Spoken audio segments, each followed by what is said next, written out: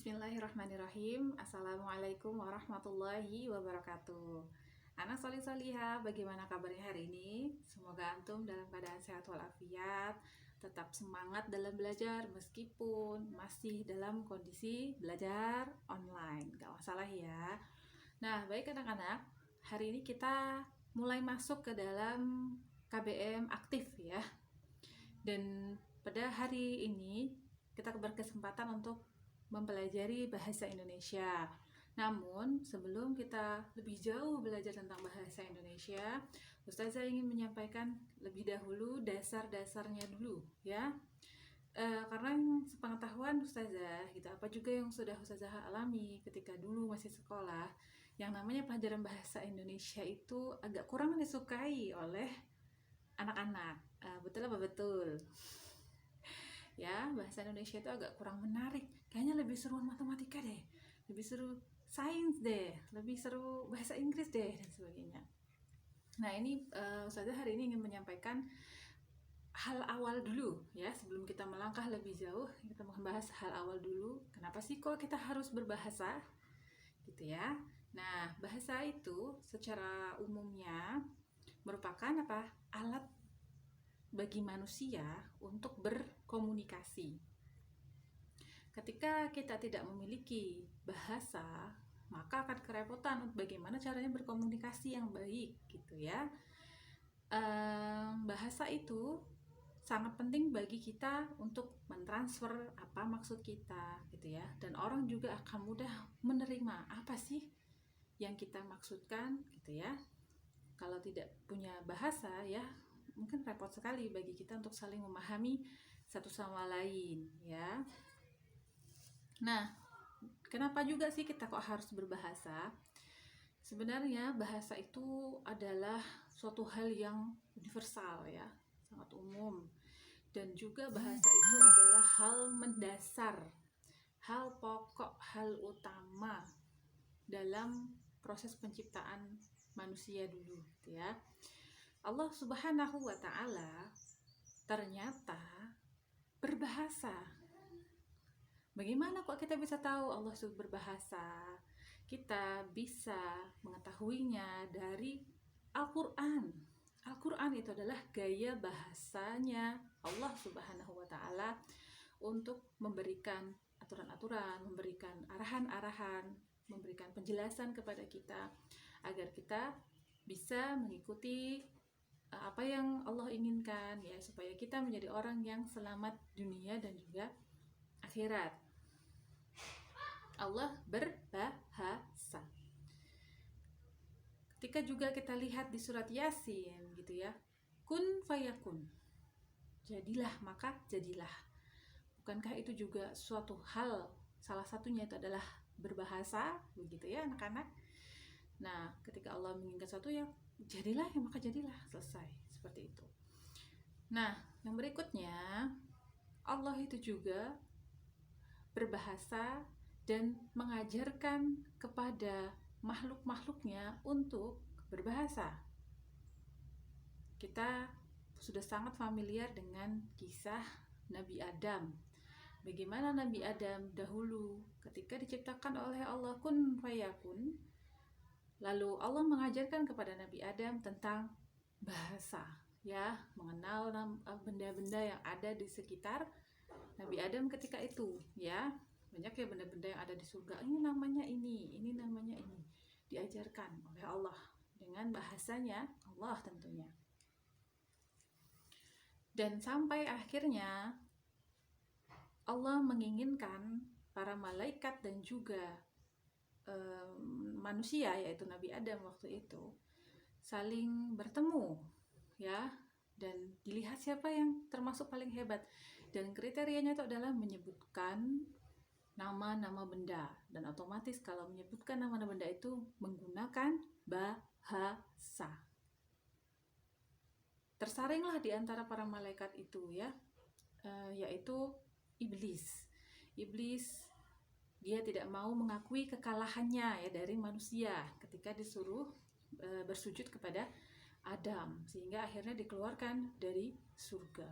Ya, salah satunya bisa kita katakan ya, karena kesombongannya tadi itu ya, tidak mau bersujud kepada Adam, mengakui kekalahannya, kecewa gitu ya. Dan kita tengok juga bagaimana nabi-nabi lain setelah Nabi Adam. Semua wahyu yang diturunkan untuk para nabi melalui malaikat Jibril itu pun menggunakan bahasa. Betul atau betul? Ya, betul. Menggunakan bahasa. Ketika Rasulullah Shallallahu Alaihi Wasallam berada di Gua Hiro, beliau berada di sana lebih kurang 3 tahun, mencermati kondisi Mekah yang memprihatinkan, begitu sedih sekali ya, menyendirilah di Gua Hiro, berduaan dengan Allah, dan akhirnya Allah menurunkan malaikat Jibril ya. Jibril silahkan turun temui Muhammad dengan membawa pesan-pesan, yaitu Al-Quran, Al-Alaq ayat 1-5. Kemudian Jibril juga berkata kepada Rasulullah, berbahasa kepada Rasulullah ya, mentalkin Rasulullah dengan ayat-ayat yang tadi diturunkan oleh Allah. Itu menggunakan bahasa. Nah, ketika Rasulullah, kita tarik ke belakang ya, jauh ke belakang. Ketika Rasulullah itu masih kecil pun, ternyata Allah pun memberikan suatu hal yang berbeda mungkin dengan kita sekarang gitu ya. Yaitu apa? Yaitu penjagaan bahasanya Rasulullah. Dari mana kita bisa melihatnya? Ketika Rasulullah itu masih bayi, kemudian orang Mekah itu punya kebiasaan menyusukan anaknya kepada orang lain, perempuan lain gitu ya. Maka waktu itu datanglah Halimah Tuk Sa'diyah. Halimah Tuk Sa'diyah kemudian mengambil Rasulullah kecil yang masih bayi itu, dibawalah ke perkampungannya, ke Bani Sa'ad. Dan ternyata menurut pakar sejarah, setelah digali dan diteliti, kenapa kok sampai Allah membawa Nabi Muhammad jauh-jauh ke sana? Salah satunya adalah faktor penjagaan bahasa. Memang bahasa di Mekah bagaimana gitu ya? Bahasa di Mekah mungkin bisa kita katakan pada saat itu bahasanya banyak yang kurang baik begitu. Maka Allah ingin menjaga bahasanya Rasulullah itu dengan baik di perkampungan yang cukup jauh dari Mekah, yaitu perkampungan Bani Sa'ad. Di sana terjagalah bahasa Rasulullah dengan lebih baik ya, karena bahasa Arab itu juga ada, mungkin kita bisa katakan Arab gaul gitu ya, atau Arabnya tidak sesuai dengan kaidahnya itu, maka di sana akan lebih terjaga bahasa Rasulullah. Kenapa harus dijaga bahasanya Rasulullah? Karena ketika nanti sudah dewasa, ketika sudah diangkat menjadi nabi, hal yang paling mendasar itu adalah penyampaian bahasa. Karena bahasa juga punya sifat, yaitu balaghah ya, penyampai. Sebagai penyampai, alat penyampai informasi, penyampai berita. Dan kita kenal sekarang ini itu namanya hadis. Itu lewat apa? Lewat bahasa. Maka Allah sangat menjaga bahasanya Rasulullah saat itu supaya lebih baik gitu. Nah, seperti itulah gambarannya lebih kurangnya. Kenapa kok kita harus berbahasa? Dan Allah juga sudah menurunkan, dia berkata di Quran surat Ar-Rum nih, wa min ayatihi khalqus samawati wal ardi wa ikhtilafu alsinatikum wa alwanikum inna fi dzalika laayatil lil alimin. Apa artinya?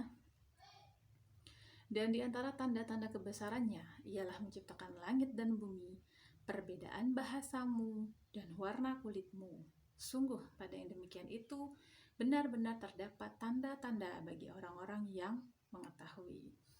Nah, memang sangat penting bahasa itu, makanya sama Allah sampai ditulis di dalam Al-Quran. beragam bahasa kita kenali ya. Bahasa Jawa ada macam-macam tingkatannya, bahasa-bahasa daerah yang lain pun ada banyak sekali. Di Indonesia ada berapa ratus bahasa sendiri, belum digabungkan dengan dunia ya, Masya Allah ya. Karena sangat penting sekali bahasa itu, maka kita semua harus mulai menyukai, mulai mencintai bahasa.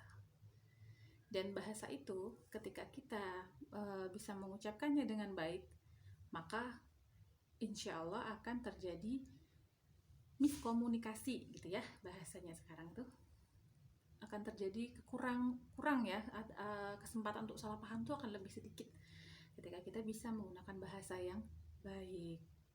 Mau jadi penulis pakai bahasa, mau menjadi dokter harus berbahasa, mau memahami matematika harus menggunakan bahasa. Kita ingin mau jadi apa lagi, cita-citanya banyak ya, astronot, mau juga harus juga mengerti dengan bahasa. Mau jadi tentara pun menggunakan bahasa, walaupun nanti juga ada bahasa kode ya, tetap saja itu berbahasa. Mau apa lagi? Ingin jadi polisi juga harus berbahasa, apalagi polisi itu banyak berkecimpung dengan orang lain ya, maka harus menggunakan bahasa yang pas gitu supaya dipahami. Lalu apalagi, wartawan berbahasa. Ingin jadi penyiar apalagi ya, harus bisa berbahasa dan sebagainya. Nah, jadi ini adalah termasuk kurikulum dasar ya. Berbahasa itu adalah kurikulum dasar untuk bisa menguasai mata pelajaran yang lain, seperti itu anak soleh-solehah. Nah, kalau kita juga flashback sedikit ya ke belakang, mungkin sekarang kita tidak ada yang ingat ya, sejarah saya tidak ada yang ingat. Sebelum kita juga diciptakan oleh Allah Subhanahu wa Ta'ala ada di dunia ini, kita berada di sebuah alam yang disebut dengan alam ruh.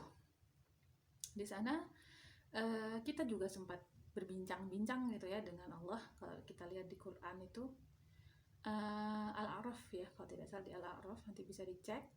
Alastu bi rabbikum. Allah ternyata tanya sama kita. Tanyanya dengan bahasa Arab. Kata Allah tadi apa? Alastu bi rabbikum. Bukankah aku ini Tuhanmu? Katanya seperti itu. Kata Allah kepada ruh kita sebelum ditiupkan ke dalam rahim ibu kita. Itu menggunakan apa? Bahasa. Dan kita kemudian juga menjawab dengan bahasa. Dengan jawaban apa? Syahidna, aku bersaksi padamu ya Allah gitu ya, bahwa engkau adalah Tuhanku.